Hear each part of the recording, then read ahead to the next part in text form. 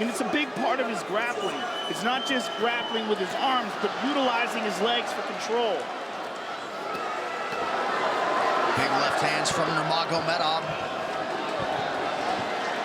Again, full mount, back mount. There's the choke. He's got it, it's under the neck. There it is. Nope, it's on the chin. There's the tap. Still undisputed. Khabib Nurmagomedov has finished Conor McGregor tonight. Got his back, got his neck, got under the neck, was cranking his neck. It was really more of a neck crank than it was even a choke. If you look at it, he's not even under the chin. And Conor forced the tap. And Khabib's still furious. Even after Conor taps, Khabib's getting up. He screams at him. Edgar doing everything in his power to try to get Swanson out of there. Swanson covering up. 10 seconds to go in the fight. Just terrific dominance on the ground. That's it! Frankie Edgar gets the late finish! With seconds to go, he pulls it off.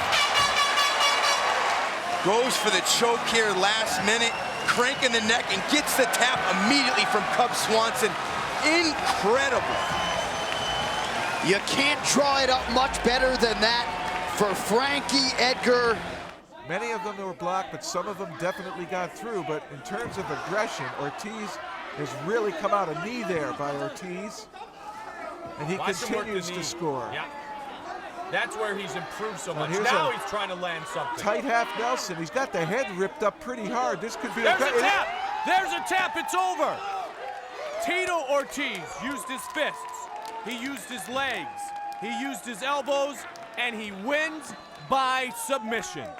He tees off, and then he goes back to some of his basics, finds a submission, takes it, and finishes the fight. And he is really stretching the neck of Kondo there.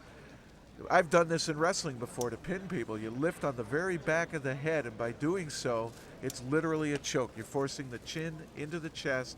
He has no way to get air, particularly when the pulse is racing. 8 career wins by submission for Claudio Silva, who is putting a 13-fight winning streak on the line here tonight. Big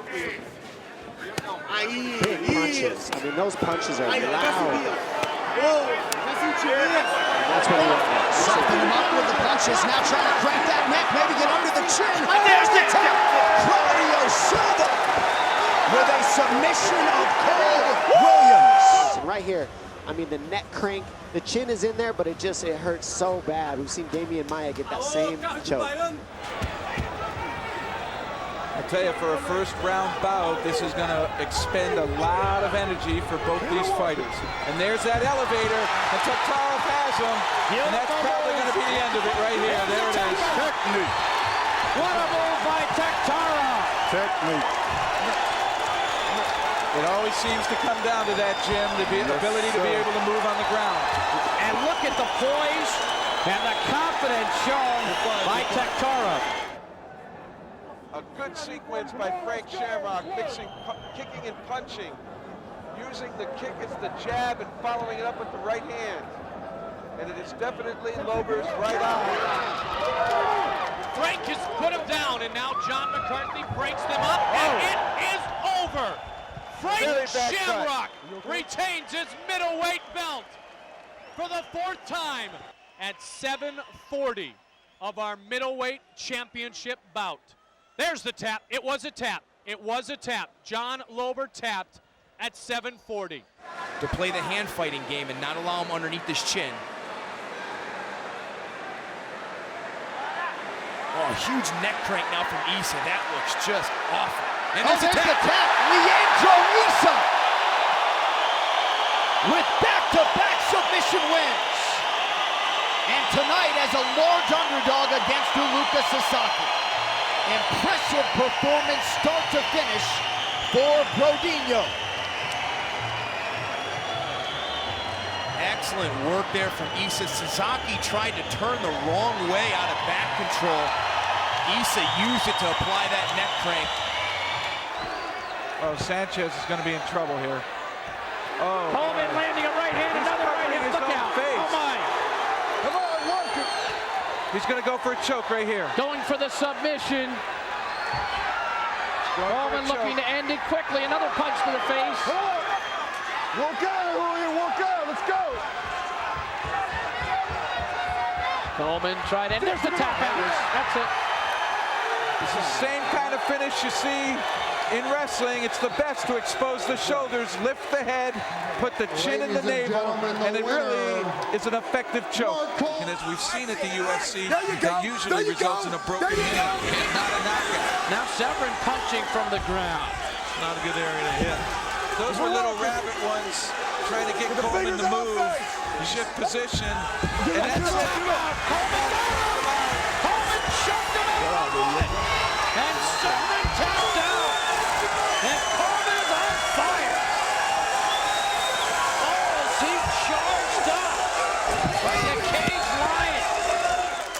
Right here, SEVERN tried to turn to his belly, and there is when he exposed his head fully, and that's when Coleman cinched it tight. And Don, I was saying to be patient when he was on his side. He was being patient. He was still getting a flow of oxygen, and then when he rolled a little bit, that's when he got choked out. Buentello the same, Joe. Oh, shot for a leg. Or should I say drop down for a leg? Hey, the ground game is what Kevin Jordan would like to do. But he can't get Buentello down. Yeah, he's very tired. He's got to suck that knee into his chest. It's a bad spot. Paul Buentello. Oh, he tapped. He had a guillotine. The guillotine by Paul Buentello. Kevin Jordan taps. Buentello's 2-0 in the octagon. And he's got it with one arm. He tapped him. It was some sort of. Let's take a look at that again. It looked like it's some sort of a neck crank. It was a one-arm guillotine. Look, he's got it here with one arm, and he taps him. Very unusual. Looked like he had that neck pulled forward, Joe. Here it is. We can see it from this angle. Almost like the neck crank, yeah, it's isn't a it? neck crank. Yeah. A one-armed neck crank. Wow. Tank on top working against Steve Jenham. It's a very bad position for He taps out. Jenham up taps against the out. fence. He had nowhere to go. His head was crowded against the fence. And Tank Abbott wins the first bout of the ultimate. And he did not use that much energy, which is a big thing, guys. And there's a real good look at it. You can see Jenham's head. There's nothing he can do. That chain link fence. He's caught there, nothing to do, and you'll see him now tap out. Looks very painful. Oh, side control. That's bad. Side control and not as close to the It looks like fence he's as got a you head thought crank. in the first round. Looks like he's got a neck crank here. It's tough to see from this angle. They got their backs to us, but it looks like Trevor Prang. There you go. Yes, he does. He's got a neck crank. He might smother Curtis down here. This is all muscle and strength, but it might work. There it is. It's all over. It's all over. The neck crank submission win for Trevor Prangley. Trevor Prangley taking a page out of Mark Coleman, Dan Severn. So the first takedown is there for ALEKSEI OLEINIK. This is exactly how we finished Mirko Cro Cop, with this exact neck crank from the scarfold or side mount position. Puts a tremendous amount of pressure on the back of your neck. It's very important now that ALEKSEI relaxes his arms, and there's a tap. So another submission for ALEKSEI OLEINIK came in with 37 wins by submission and 11 different ways. Gets it done. Once again, he makes quick work of Anthony Hamilton. Here he rocks Anthony Hamilton bad, takes him right to the ground, and I question whether he should do that, but when you've got 39 submissions to your record, I guess you're pretty comfortable down here. And there's the neck crank, the same one he used in his last fight to beat Mirko Cro Cop. And Nicholson's still learning a lot of these positions. You can see right now he doesn't have an answer for this, kind of covered up. He needs to grab a wrist. Oh, there's a tap. That could not have felt good for Nicholson. It goes into the books as a submission win for MISHA CIRKUNOV. Just showed his inexperience here. Didn't know what to do in this position. Wasn't fighting for wrist control. Wasn't fighting against the body lock. Bad position here. Opens up his neck, and this isn't a rear naked choke, but you could see the crank there.